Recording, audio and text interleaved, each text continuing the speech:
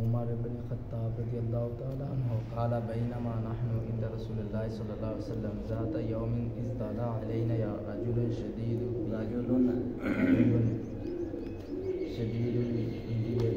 الثياب. پہلی فصل ہے مشکات شریف کی، اور اس کی جو اس فصل کی پہلی حدیث ہے حضرت عمر بن خطاب یعنی حضرت فاروق اعظم امیر المومنین غیر المنافقین رضی اللہ تعالیٰ عنہ اشداء علی الکفار. آپ راوی ہیں اس حدیث کی. آپ فرماتے ہیں قال بینما نحن عند رسول اللہ صلی اللہ تعالی علیہ وسلم، کہ فرماتے ہیں کہ ہم حضور علیہ السلام کے پاس حاضر تھے، یعنی سرکار کی بارگاہ عالیہ میں، ذات یومن ایک دن، اس طلع علینا رجل، کہ اچانک ایک بندہ جو ہے وہ آیا ہمارے پاس، شدید بیاض الثیاب، کہ بال اس کے بہت زیادہ سیاہ تھے. ہاں جی، کپڑے بہت زیادہ سفید تھے. شدید سواد الشعر، اور اس کے بال جو ہیں وہ سیاہ تھے. ہاں جی، بال سیاہ اور کپڑے شدید سفید تھے. لا یرا علی اثر السفر،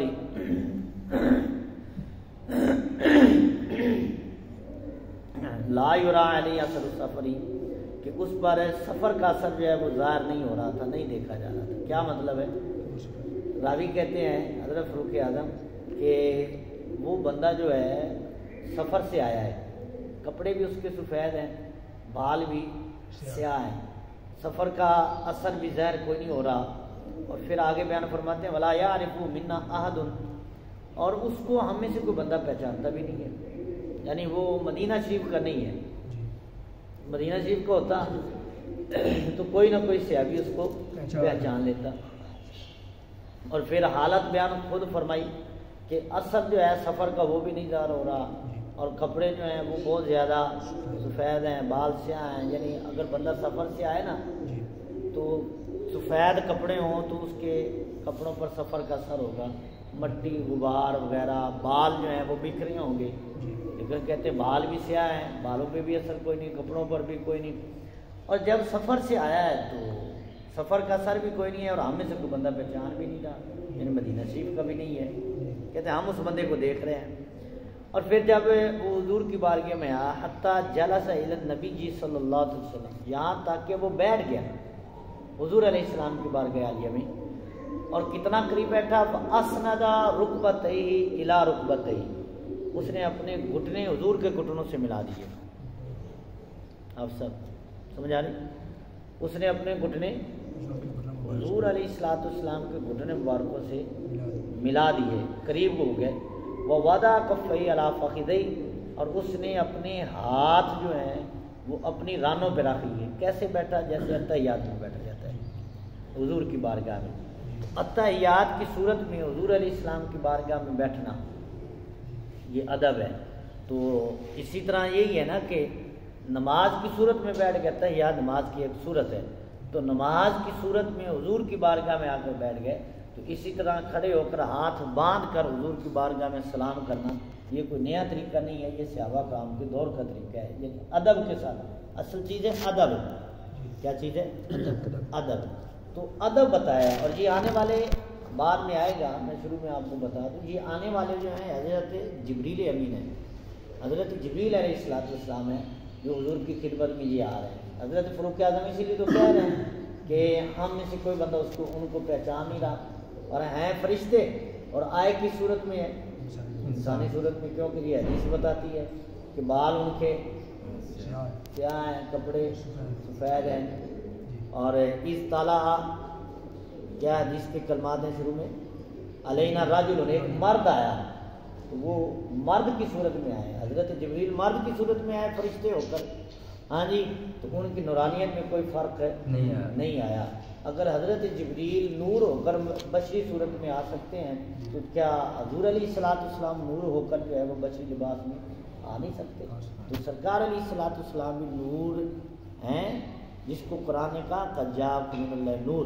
لیکن اللہ تعالیٰ نے آپ کو بشریت کا لباس عطا فرمایا اور قل انما انا بشر مثلکم کا ارشاد فرمایا. سمجھ آ گئی؟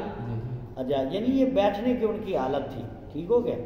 فَأَسْنَدَ رُكْبَتَيْهِ إِلَىٰ رُكْبَتَيْهِ، ٹھیک ہو گیا جی. تو یہ حضرت فاروق اعظم نے خود بیان کیا ہے،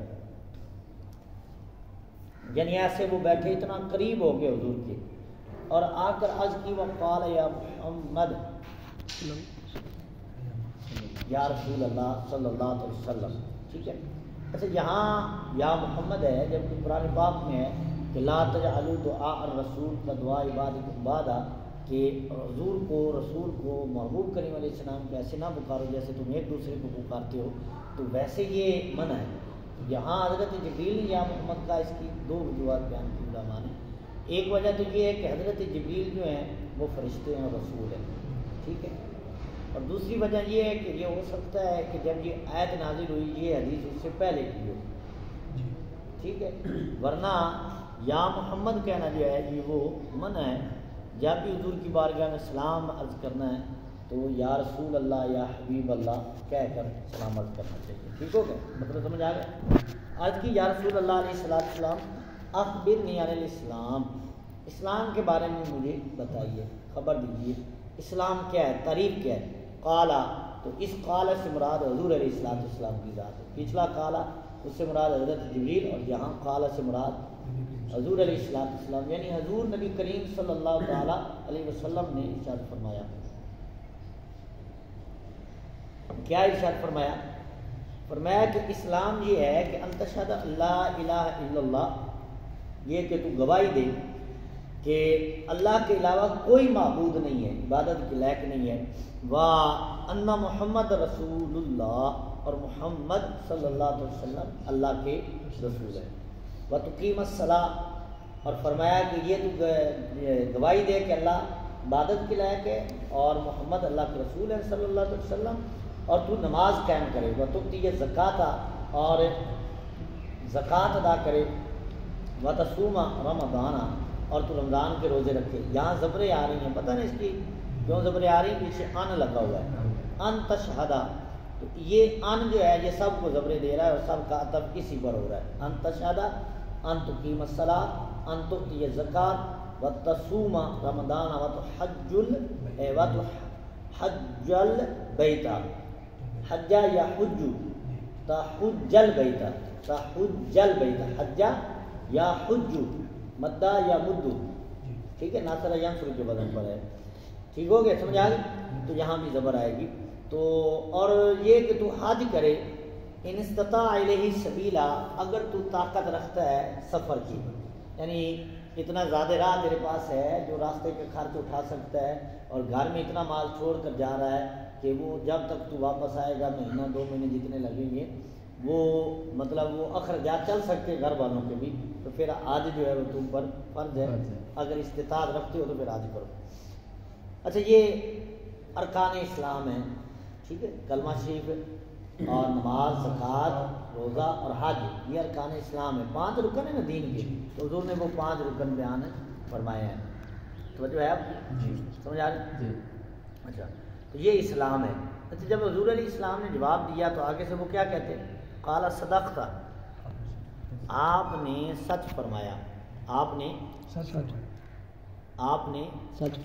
فرمایا، یہ وہ کہہ رہے ہیں. اچھا اب صحابہ کرام کا قول سنیے، یہ حدیث ہے.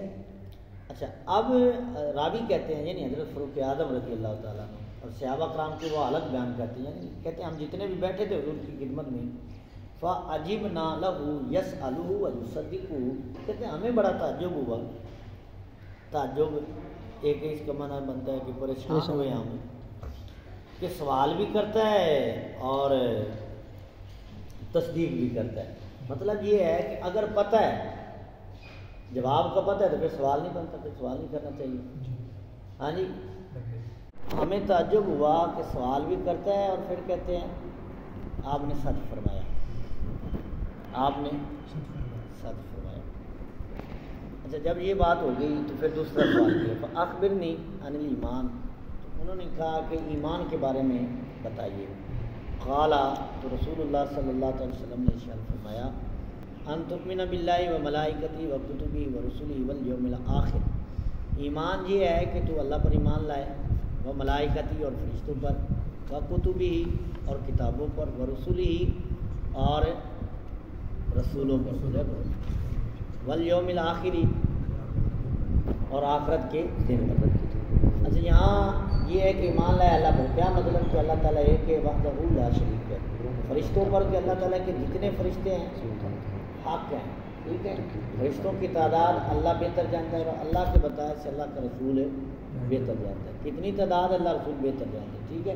لیکن فرشتوں پر ہمارا ایمان ہے، 4 فرشتے ان میں افضل ہیں، ٹھیک ہے، اور ان میں افضل حضرت جبریل ہیں، ٹھیک ہے۔ اور کتب جتنی کتابیں نازل ہوئی سب پر ہمارا ایمان ہے، ٹھیک ہے۔ ایمان کیا ہے کہ ساری کتابیں اللہ تعالیٰ نے نازل کی، اللہ کا کلام ہے، لیکن جس کتاب کو ہم پڑھتے ہیں مانتے ہیں وہ قرآن پاک۔ یہ ہمارا ایمان ہے کہ تورات بھی اللہ تعالیٰ کا کلام ہے، انجیل بھی اللہ تعالیٰ کا کلام ہے، زبور بھی، اور جتنے صحیفے نازل ہوئے حضرت شیس علیہ السلام پر، حضرت ابراہیم علیہ السلام پر، وہ بھی حق ہے۔ لیکن ہم جس کتاب کو مانتے ہیں نا وہ قرآن پاک اور رسول ہی، اور سارے رسولوں کا مانتے ہیں۔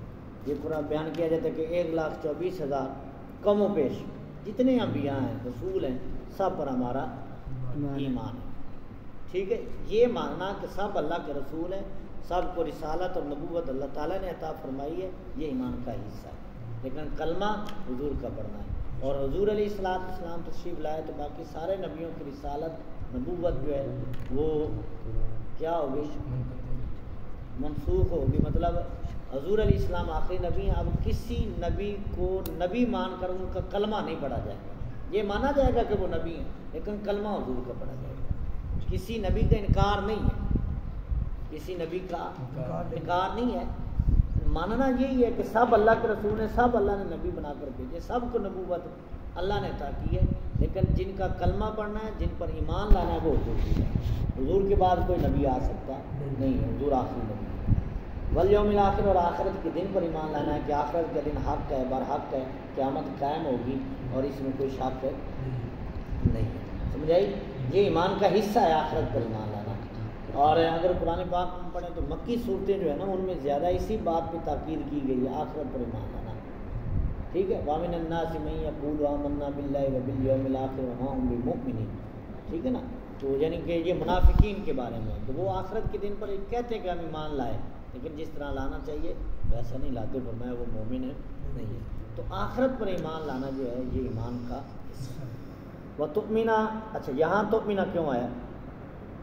ان تؤمنہ پیچھے نا وہاں آنے لگا ہے تو اس نے زبر دی ہے جان ناسب ہے، تو آگے جو تؤمنہ آیا ہے واو ہے، واو عطف ہے تو اس کا عطف پیچھے ہو رہا ہے اسی پر، تو یہاں بھی تؤمنہ پڑھیں گے۔ وتؤمنہ یہ کہ ایمان لائے تو بالقدری خیرہ و شرہ، اچھی اور بری تقدیر کا مالک اللہ تعالیٰ، ٹھیک ہے۔ اچھی اور بری تقدیر پر ایمان لانا، تقدیر برحق ہے۔ تقدیر کے بارے میں یہ ہے کہ تقدیر جو ہے یہ اللہ تعالیٰ نے انسانوں کے پیدا ہونے سے پہلے جان کر لکھ لیا کہ کس نے کیا کرنا ہے، وہ اللہ تعالیٰ نے لکھ دیا۔ یہ نہیں کہ جو اللہ نے لکھا بندہ مجبور ہو گیا، بندہ مجبور نہیں ہے، جو بندے نے بھلائی کرنی تھی وہ لکھ دی، جو برائی کرنی تھی اللہ تعالیٰ نے جان کر، اللہ تعالیٰ کے علم میں ہے وہ اللہ تعالیٰ نے لکھ دی، بندہ مجبور نہیں ہے، ٹھیک ہے نا، اور مختار بھی بالکل نہیں ہے، اس کے درمیان ہے۔ یہ تقدیر اور تقدیر پر بحث کرنے سے منع کیا گیا، تقدیر برحق ہے، بس اس پر ایمان لانا ہے، جو بھی ہے وہ اللہ تعالیٰ کی طرف سے ہے اور اس پر ایمان لانا ہے، ٹھیک ہو کہ اچھی ہو یا بری ہو اس پر ایمان لانا ہے۔ قال صدقت، پھر انہوں نے آگے سے کہا آپ نے سچ فرمایا۔ قال اخبرنی عن الاحسان، پھر انہوں نے سوال کیا احسان یعنی نیکی کے بارے میں، خلوص کے بارے میں جو ہے وہ ارشاد فرمائیے، خبر دیجیے۔ قال، تو حضور علیہ السلام نے فرمایا ان تعبد اللہ کأنک تراہ، فرمایا تو اللہ کی عبادت اس طرح کر جیسے کہ تو رب کو دیکھ رہا ہے۔ فإن لم تکن تراہ فإنہ یراک، اگر تو یہ نہیں کر سکتا یعنی تیرا گمان نہیں ہو سکتا تو پھر اتنا یقین رکھ کہ تیرا رب تجھے دیکھ رہا ہے اور اس طرح عبادت کر، اس یقین سے عبادت کرو۔ یہ یقین ہر وقت ہونا چاہیے کہ میرا رب مجھے دیکھ رہا ہے، ہاں جی، ہر وقت ہونا چاہیے، تو پھر بندہ گناہ کرے ہی نہ، جب یہ یقین تو ہے الحمدللہ، الحمدللہ یہ ہمارا یقین ہے کہ ہمارا رب ہمیں دیکھ رہا ہے. ہاں جی، اللہ تعالیٰ سے کوئی شے پوشیدہ نہیں ہے. انہ علیم بذات الصدور، یہ اللہ تعالیٰ کی شان ہے کہ وہ دل میں پیدا ہونے والے خیال کو بھی جانتا ہے. یہ اللہ تعالیٰ کی شان ہے، یہ ہمارا یقین ہے، ایمان ہے. لیکن جب بندہ سے ایسا معاملہ ہو رہا ہے، مطلب گناہ کی طرف جا رہا ہے، دل میں خیال آ جائے کہ میرا رب دیکھ رہا ہے، تو یقیناً بندہ اس سے بچ بھی سکتا ہے.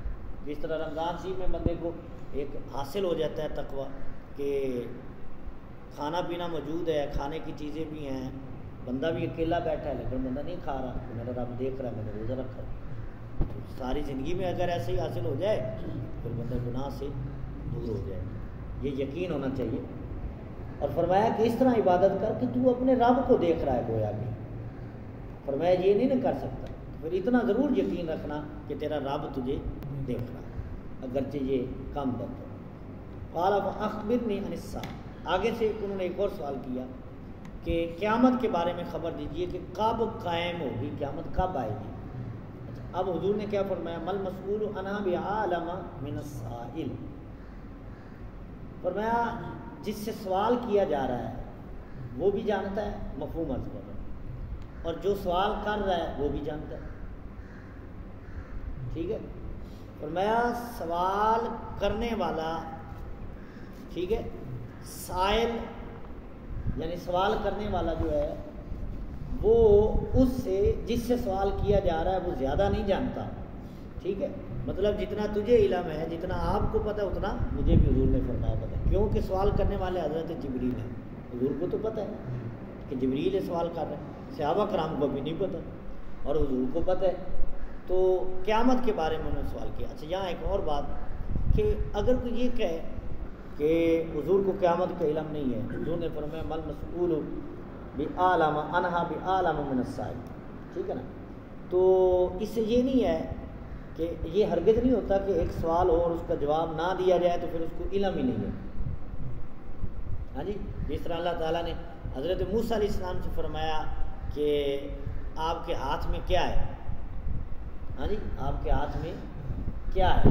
تو حضرت موسیٰ علیہ السلام نے عرض کی میرے ہاتھ میں عصا ہے. تو اللہ تعالیٰ نے سوال کیا کہ اللہ کو پتہ نہیں تھا کہ ہاتھ میں کیا.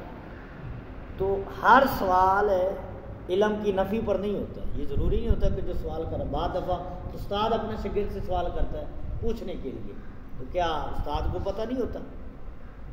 ہوتا ہے پتہ، پوچھنے کے لیے ہوتا ہے. تو ہر سوال کا مقصد یہ نہیں ہوتا یا ہر ایک کا جواب نہ دیا جائے تو یہ نہیں ہوتا کہ اس کو جو ہے پتہ نہیں ہے. اگر حضور کو علم نہ ہوتا تو سرکار فرماتے لا عالم، میں نہیں جانتا. یہ حضور نے نہیں فرمایا. حضور نے فرمایا ہے کہ جتنا تجھے علم ہے اتنا مجھے بھی علم ہے. اس کا علماء نے وضاحت یہ کی ہے. فرماتے ہیں کہ حضور علیہ السلام یہ بتا رہے ہیں کہ اللہ تعالیٰ نے آپ کو بھی بتایا ہے کہ قیامت کب آنی ہے، مجھے بھی پتہ ہے کہ آنی کب ہے، لیکن یہ راز ہے اور راز سے پردہ اٹھانے سے اللہ تعالیٰ نے منع فرمایا. ٹھیک ہے نا جی، سمجھ آئی نا. تو راز ہے. تو فرمایا جتنا تجھے علم ہے اتنا مجھے بھی علم ہے. تو پھر آگے سے حضرت جبریل نے ایک اور سوال کر دیا. فاخبرنی عن امارتیا، کہ خبر، امارت علامت، یہ الف کے ساتھ امارت، عین کے ساتھ امارت وہ تعبیر والی ہوتی ہے، منظر، مکان. لیکن یہ امارت علامت ہے، مطلب نشانی. یعنی کہ قیامت کا چلو نہیں بتانا کب آنی ہے تو پھر آپ قیامت کی کوئی نشانی بتا دیجیے. اور حضور کے علم کی مثال دیکھیے کہ حضور نے بتایا ہے قیامت کب آنی ہے. کیسے بتایا ہے؟ کتنا بتایا؟ جتنا حکم ہوا ہے. کتنا؟ حضور نے بتایا کہ قیامت جو ہے نا 10 محرم الحرام کو آئے اور دن جمعے کا ہو. یہ احادیث میں موجود ہے. کیا قیامت کب آنی؟ دن جمعۃ المبارک. یہ حضور نے بتایا ہے، ہمیں پتہ ہے، یہ حضور نے خبر دی ہے نا. ٹھیک ہے. اچھا اب نبی نے یہ، نبی کریم صلی اللہ علیہ وسلم نے یہ بتایا ہے کہ جمعہ کا دن ہوگا، 10 محرم الحرام ہوگا. پیچھے رہ گیا سن، یعنی کس سال میں آنی ہے یہ حضور نے نہیں بتایا. یہ اللہ تعالیٰ کی حکمت تھی. ٹھیک ہے. تو جو نبی دن بتا سکتے ہیں، مہینہ بتا سکتے ہیں، وہ سن بھی تو بتا سکتے تھے، لیکن اللہ تعالیٰ کی طرف سے حکم نہیں ہوا تو حضور نے نہیں بتایا. اتنا بتا دیا جتنا حکم ہوا. جو جس نبی کو پتہ ہے کہ جمعے کو آنی ہے اس نبی کو پتہ ہے کہ کس سن میں آنی ہے. جس نبی کو پتہ ہے کہ محرم الحرام کے مہینے میں قیامت قائم ہوگی آئے گی, اس نبی کو یہ بھی تو پتہ ہے کہ کس سن میں آئے گی, لیکن اللہ تعالیٰ کا حکم نہیں تھا. تو جبریل نے عرض کی حضور اگر قیامت کا نہیں بتانا تو پھر قیامت کی کوئی نشانی بتا دیجیے.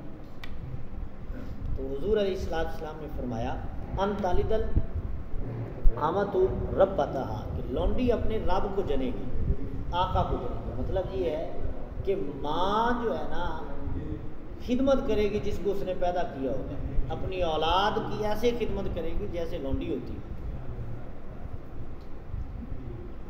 بیٹا ماں سے پیدا ہو کر ماں سے خدمت کروائے گا, حالانکہ ماں کو اس کو خدمت کرنی چاہیے, اور ماں اولاد کی خدمت لونڈی کی طرح کر رہی ہوگی جیسے خادمہ ہوتی ہے. تو فرمایا یہ قیامت کی ایک نشانی ہے. وَأَنْتَرَ الْحُفَاةَ الْعُرَاةَ الْعَالَةَ, اور پھر حضور نے فرمایا یہ کہ تم دیکھو گے کہ ننگے پاؤں والے, ننگے جسم والے اور فقیر لوگ جو ہے, ٹھیک ہے, رعاء شائی بکریاں چرانے والے لوگ جو ہیں, یتطاولون فی البنیان, وہ بڑی بڑی عمارتوں میں فخر کریں گے, بیٹھیں گے, اب بڑی بڑی عمارتیں بنا لیں گے. فقیر لوگ, بکریاں چرانے والے, ننگے پاؤں, ننگے کپڑے, ننگے جسم والے, کپڑا ہی جس کے پاس نہیں ہوتا تھا, جوتا پہننے کو نہیں ہوتا تھا, وہ جناب محلوں میں فخر کر رہے ہیں کہ یہ میرا مال ہے, یہ میرا مال ہے, میری 2 منزلہ مکان ہے, میرا 4 منزلہ مکان ہے. اور میں یہ قیامت کے قریب. اچھا یہاں تک حدیث ختم ہو گئی. قالا حضرت فاروق اعظم, اب راوی کی بات آ گئی. وہ فرماتے ہیں ثم انطلق, پھر وہ چلے گئے بات کر کے. حضرت جبریل یہ سوال کر کے بات مکمل کر کے چلے گئے.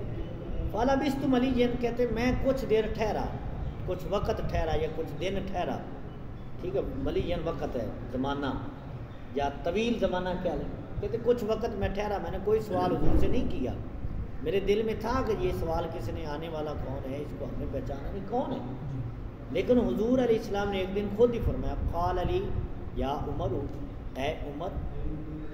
آپ فرماتے مجھے حضور نے فرمایا اے عمر رضی اللہ تعالیٰ, اتدری من السائل, تجھے پتہ ہے یہ سائل کون, تو سائل کو جانتا ہے, یہ جو سوال کرنے والے تھے ان کا آپ کو پتہ ہے کہ کون ہے. قلت اللہ ورسولہ عالم, عرض کی کہ اللہ اور اللہ کا رسول بہتر جانتے ہیں. سبحان اللہ. صحابہ کرام کا دیکھیں طریقہ, جس بات کا علم نہیں ہے نا, یہ نہیں کہا کہ حضور اللہ کو پتہ ہے, یہ نہیں کہا کہ اللہ کو پتہ ہے, عرض کی اللہ بھی جانتا ہے, اللہ کا رسول بھی جانتا ہے. تو اللہ کے ساتھ اللہ کے رسول کا ذکر کرنا یہ صحابہ کرام کا طریقہ ہے. صحابہ کرام کا یہی طریقہ. اور پھر جہاں دیکھے فاروق اعظم ہے, اور یہ ایک نہیں کئی حدیث ہیں جہاں صحابہ کرام سے حضور نے سوال کیا تو صحابہ کرام نے آگے عرض کیا اللہ و رسول عالم, اللہ و رسول عالم, اللہ رسول بہتر جانتے ہیں, اللہ رسول بہتر جانتے ہیں. تو ہم اہل سنت کا بھی تو یہی طریقہ ہے, کیا حال ہے, اللہ رسول کا کرم, اللہ رسول کا کرم, ٹھیک ہے نا. تو یہ کہنا اللہ رسول کا ذکر ملا کر کرنا یہ کوئی نیا طریقہ نہیں. جو قرآن پاک میں ایک نہیں 20 آیات ایسی ہیں جہاں اللہ نے اپنے رسول کا ذکر ساتھ فرمایا, ٹھیک ہے نا. اچھا پھر موضوع لمبا ہو جائے گا, لیکن جو ہم بات کر رہے ہیں کہ حضرت فاروق اعظم نے کہ اللہ و رسول عالم, اللہ اور اللہ کا رسول بہتر جانتے ہیں. کیا مطلب, اللہ بھی جانتا ہے, اللہ کا رسول بھی جانتا ہے. اب جو کہتے ہیں کہ نہیں اللہ کو علم ہے, رسول کو کوئی علم نہیں, تو پھر یہ تو بات غلط ہے. اللہ نے اپنے محبوب کو علم عطا فرمایا, جتنا چاہا ہے عطا فرمایا, اسی کو غیب کہتے ہیں. تو قال یعنی حضور علیہ السلام نے ارشاد فرمایا. تو ہر جگہ قال سے مراد جو سیاق و سباق سے پتہ چلتا ہے کہ اس سے کیا مراد ہے, ٹھیک ہے نا. جہاں پیچھے قال آیا وہاں سے حضرت فاروق اعظم مراد, اس سے پیچھے آیا حضرت جبریل مراد, اور یہاں قال سے مراد حضور علیہ السلام کی ذات ہے, یعنی اس کا فاعل سرکار کی ذات ہے. حضور علیہ السلام نے فرمایا فَإِنَّهُ جبریل, فرمایا یہ جبریل تھے, آنے والے جبریل تھے. اتاکم آئے تھے, یعلمکم دینکم, تمہیں تمہارا دین سکھانے آئے تھے. سبحان اللہ. یعنی صحابہ کرام جو سوال نہیں پوچھ سکتے تھے, یا یہ آغاز کا دور تھا, اسلام کے شروع کا دور تھا, تو صحابہ کرام محسوس کرتے تھے سوال کرنے سے تو اللہ تعالیٰ نے جبریل کو بھیجا، فرمایا جبریل جا میرے محبوب سے وہ سوال کر جو صحابہ کرام کرنا چاہتے ہیں۔ جبریل نے سوال کیے، صحابہ کرام کا مسئلہ حل ہو گیا۔ اور پھر دوسری بات ہے کہ صحابہ کرام کی کتنی بڑی ہستی ہے، کتنی وہ نفوس قدسیہ کیسے حضرات ہیں، اور کتنے پاکیزہ ہیں کہ جن کو دین بھی سکھانے کے لیے اللہ تعالیٰ جبریل کو بھیجتا ہے۔ جن کو دین جبریل نے سکھایا ان کے دین میں بھی کوئی شک ہو سکتا ہے۔ جو کہتے ہیں کہ معاذ اللہ حضور کے جو وصال کے بعد صحابہ کرام جو ہے وہ دین سے پھر گئے، جن کو دین حضور نے سکھایا ہو، جبریل نے سکھایا اور اللہ تعالیٰ نے بھیجا ہو جبریل کو جا، تو وَيَفْعَلُونَ مَا يُؤْمَرُونَ، فرشتے تو اللہ کے حکم کو بغیر کچھ بھی نہیں کرتے۔ تو صحابہ کرام کا کتنا مضبوط دین ہوگا جن کو دین اللہ رسول نے سکھایا، جن کو دین جبریل نے آ کر سکھایا۔ ہاں جی، وہ ان کے ایمان ہم جیسے نہیں تھے، ہم جیسے آج کے دور کے لوگوں کے کہ جس طرح جو ہے وہ تھوڑے سے پیسوں پہ بک جاتے ہیں۔ ہاں جی، کیوں بھی وہ دین کے مضبوط لوگ تھے۔ غزوہ احد کا واقعہ اگر ہم پڑھیں تو کس طرح صحابہ کرام نے شہادتیں پیش کی، حضرت امیر حمزہ نے کس طرح جو ہے اپنی قربانی پیش کی ہے، حضرت ابو دجانہ، ہاں جی، اور دیگر صحابہ کرام، حضرت عبداللہ بن جحش رضی اللہ تعالیٰ عنہ، کہ جو دعا کرتے ہیں یا رسول اللہ میں شہید ہو جاؤں، میرے کان کاٹ لیے جائیں، میرے ناک کاٹ لیے جائیں، اور میں قیامت کے دن تیری بارگاہ میں حاضر ہوں تو مجھ سے پوچھا جائے کہ کان ناک کہاں ہیں، تو میں عرض کروں تیرے رسول پہ قربان کر دوں۔ یہ صحابہ کرام کی قربانی ہے، اتنے مضبوط ان کے دین تھے۔ یہ مسلم شریف کے حدیث سے بات ہے۔ ہاں جی، بخاری مسلم آ گئے، اور بخاری میں الفاظ تھوڑے مختلف ہیں لیکن مفہوم یہی ہے۔ تو اس کو کہتے ہیں حدیث جبریل۔ کیا کہتے ہیں اس کو؟ حدیث جبریل کہتے ہیں، ٹھیک ہے۔ تو یہ مکمل حدیث پاک ایک مکمل موضوع، اور اس میں کئی موضوعات ہیں۔ جبریل آ کر حضور سے سوال کرتے ہیں، اور پھر دوسری بات یہ کہ جبریل آ کر سوال کر رہے ہیں کس صورت میں؟ انسانی صورت میں آ رہے ہیں، مرد راجلن کے الفاظ شروع میں فروغ اعظم کے کہ مرد بن کر آئے ہیں۔ تو جبریل نور ہو کر مرد بن سکتے ہیں، کیا حضور نور ہو کر مرد نہیں بن سکتے؟ ہاں، جبریل کی نورانیت میں کوئی فرق آیا؟ یا اس کے بعد کسی نے کہا جبریل اب نور نہیں رہے؟ کیوں بھائی نور ہے نا، آپ بھی نور ہیں۔ ہاں جی، تو ان کی نورانیت میں کوئی شک نہیں ہے۔ اللہ نے اپنے محبوب کو بھی تو نورانیت عطا کر کے بشریت کے لباس عطا فرمایا، جن کو فرمایا قد جاءکم من اللہ۔ سمجھ آ گئی؟ ٹھیک ہے، اس کو پڑھ لیں جہاں سے سمجھ آئے۔ واللہ رسول